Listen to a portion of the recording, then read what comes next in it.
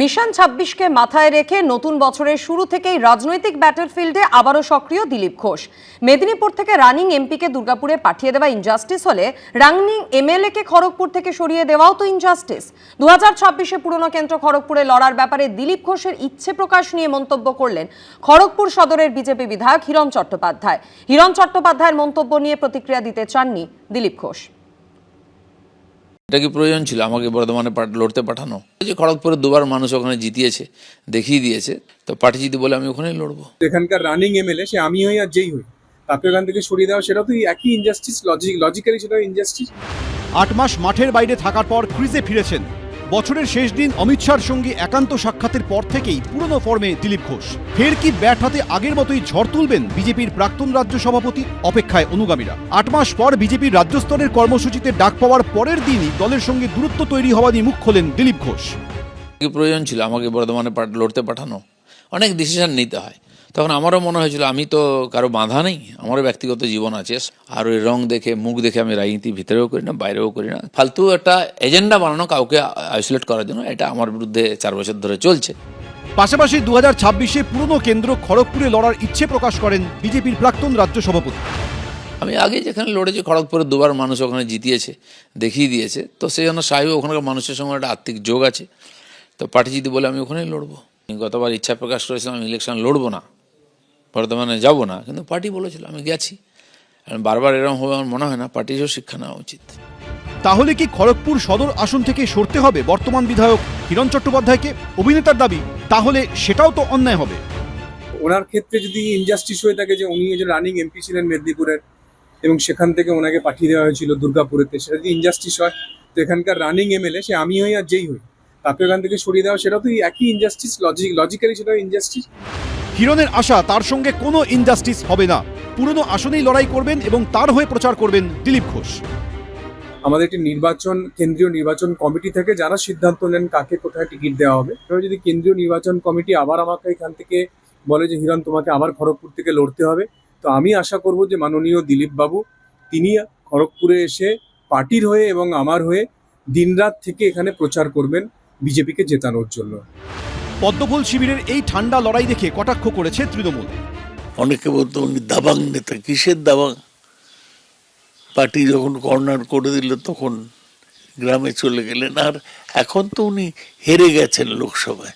যতদিন না পর্যন্ত পরে একটা নির্বাচনে জেতেন ততদিন ওর গুরুত্ব তৈরি হবে না। আর বিজেপির এমএলএ তো অলরেডি রয়েছে খড়গপুরে, তাকে হিরণ, তাকে বাদ দিয়ে ওকে কেন দেবে? তাও তো আমি কোনো কারণ বুঝছি না। এতদিন যেন তিনি দলে থেকেও ছিলেন না, কিন্তু নতুন বছরে ফের ভিড় বাড়ছে ইকো পার্কের মর্নিং ওয়াকে। সব মিলিয়ে 26-এর ভোটের আগে ওয়ার্ম আপ শুরু হয়ে গেছে দিলীপ ঘোষের। শনিবার দলীয় কর্মীদের নিয়ে খড়গপুর 2 নম্বর ব্লকের জকপুরের মহিষা গ্রামে শতাব্দী প্রাচীন মনসা মন্দিরে পুজো দেন দিলীপ ঘোষ। তবে হিরণের মন্তব্য নিয়ে কোনো প্রতিক্রিয়া দিতে চাননি তিনি। কৃষ্ণেন্দু অধিকারী, রঞ্জিত সাউ, সোমনাথ দাস, এবিপি আনন্দ। ভুল পথে চলে গিয়েছিলাম, গলবস্ত্র হয়ে ক্ষমা চাইছি, এই কথা কে বলছেন? শিশির অধিকারী। পূর্ব মেদিনীপুরের ভগবানপুর থেকে একেবারে গলবস্ত্র হয়ে ক্ষমা প্রার্থনা করেছেন তিনি। একই সঙ্গে 26-এর ভোটে বদলেরও ডাক দিলেন বর্ষিয়ান এই রাজনীতিবিদ। দুর্নীতি ইস্যুতে নাম না করে বেঁধলেন তৃণমূলকে। আর শিশির অধিকারীর এই আক্রমণের পাল্টা জবাব এসেছে তৃণমূলের তরফে। বাংলার মুখ্যমন্ত্রী আমরাই তো করেছিলাম, এই মাটি ছুঁয়ে আপনাদের কাছে ক্ষমা চাইছি। 2 দশকের বেশি সময় তৃণমূল করেছেন। পূর্ব মেদিনীপুরে একদা তিনিই ছিলেন তৃণমূলের কাণ্ডারি। যদিও 5 বছর আগেই তৃণমূলের সঙ্গে দূরত্ব তৈরি হয়েছিল তাঁর। এবার সেই শিশির অধিকারী বিজেপির মঞ্চে দাঁড়িয়ে ক্ষমা চাইলেন। শুক্রবার পূর্ব মেদিনীপুরের ভগবানপুরের ইটাবেরিয়ায় বিজেপির যোগদান কর্মসূচি ছিল। সেই কর্মসূচিতে আমন্ত্রিত ছিলেন বর্ষিয়ান নেতা ও কাঁথির প্রাক্তন সাংসদ শিশির অধিকারী। সেখানেই গলবস্ত্র হয়ে মঞ্চ ছুঁয়ে ক্ষমা চাইলেন তিনি। বাংলার মুখ্যমন্ত্রী আমরাই তো করেছিলাম, আজকে গলবস্ত্র হয়ে একবারে গলবস্ত্র হয়ে আপনাদের কাছে আমি থাকতে পারবো না, আমার দাঁড়াবার শক্তি খুব কমে গেছে। গলবস্ত্র হয়ে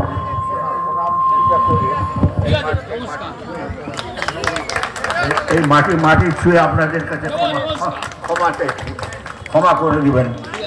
একটা ভুল পথে চলে গেলাম। এবং সেই ভুল পথে আপনাদেরকে সঙ্গে নিয়ে গেলাম, আপনাদের আমরা করতে পারলাম, আমরা চোখ থেকে ঠস করে জল পড়ে যায়। আমি ভুল করেছিলাম, আপনাদেরকে সেই পথে চালিত করেছিলাম, আপনারা ক্ষমা করবেন। এতদিন হয়তো ছেলে ওকে চাপ দিয়ে ঘাট ধরে এই ক্ষমা চাইয়েছেন।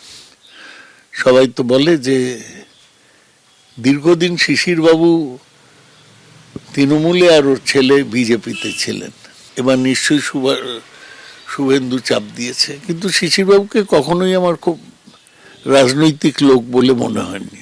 মন্ত্রী আমাদের সাথে ছিল, কি মন্ত্রিত্ব করেছে আমার জানা নেই। উনি গলবস্ত্র ক্ষমা চাইছেন ছেলের হয়ে দুটো ভোট পাওয়ার জন্য, আমি এর কোনো গুরুত্ব দিই না। 2009 থেকে তৃণমূলের টিকিটে টানা 3 বার জিতে কাঁথির সাংসদ হয়েছিলেন শিশির অধিকারী। তৃণমূলে থাকাকালীনই কেন্দ্রে ইউপিএ সরকারের প্রতিমন্ত্রীও হয়েছিলেন, কিন্তু ছবিটা বদলায় 2021-এ। নন্দীগ্রাম থেকে বিজেপির টিকিটে জিতে বিধায়ক ও বিরোধী দলনেতা হন ছেলে শুভেন্দু অধিকারী। বিধানসভা ভোটের আগে এগরায় অমিত শাহের সভামঞ্চে দেখা গেছিল শিশির অধিকারীকে। এরপরই তৃণমূলের সঙ্গে দূরত্ব বাড়তে থাকে তার। দুয়ারে আরও এক বিধানসভা ভোট। 26-এর বিধানসভা ভোটের আগে সেই শিশির অধিকারী গলবস্ত্র হয়ে ক্ষমা চাইলেন। শুধু তাই নয়, একই সঙ্গে 2026-এ সরকার বদলের ডাক দেন তিনি। এই ধরনের কথা বলে মানুষের কাছে ক্ষমা চাইব বলে নাটক করলে মানুষ ক্ষমা করেন না। বর্ষিয়ান মানুষের এই সস্তা রাজনীতিটি করা ঠিক হচ্ছে না। এখন আপনাকে যেতে হয়েছে কোনো কারণে বিজেপিতে, তার জন্য তৃণমূলে যাওয়াটা ভুল। তাহলে তো মমতা বন্দ্যোপাধ্যায় বা তৃণমূলকে বলতে হয় আপনাকে দলের সাংসদ বা মন্ত্রী করা ভুল। শিশির অধিকারী সুরে অবশ্য সুর মিলিয়েছেন ভরতপুরের সাসপেন্ডেড তৃণমূল বিধায়ক হুমায়ুন কবির। তেনার কথার কোনো বিরোধিতা আমি করছি না, মানুষ মাত্রই ভুল হয়। আমারও এইরকম একটা ভুল 20শে নভেম্বর 2012 হয়েছে।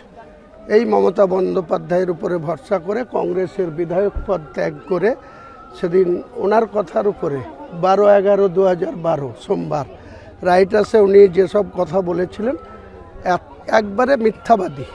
এই বাংলার মুখ্যমন্ত্রী এত মিথ্যাবাদী, এটা আমিও একটা জ্বলন্ত প্রমাণ। কাজেই আমারও একটা ঐতিহাসিক ভুল হয়েছে। অন্যদিকে এদিনই শিশির অধিকারীর সভার পরই উত্তপ্ত হয়ে ওঠে ভূপতিনগর। অভিযোগ, বিজেপির পতাকা লাগানোকে কেন্দ্র করে উত্তপ্ত হয়ে ওঠে এলাকা। তৃণমূলের বিরুদ্ধে হামলা চালানোর অভিযোগ করেছে বিজেপি। আর এই নিয়ে সোশ্যাল মিডিয়ায় সরব হয়েছেন বিরোধী দলনেতা শুভেন্দু অধিকারী, যদিও সেই অভিযোগ অস্বীকার করেছে তৃণমূল। ঋত্বিক প্রধান, কৃষ্ণেন্দু অধিকারী, বিটন চক্রবর্তী, এবিপি আনন্দ। এবিপি আনন্দ, এগিয়ে থাকে, এগিয়ে রাখে।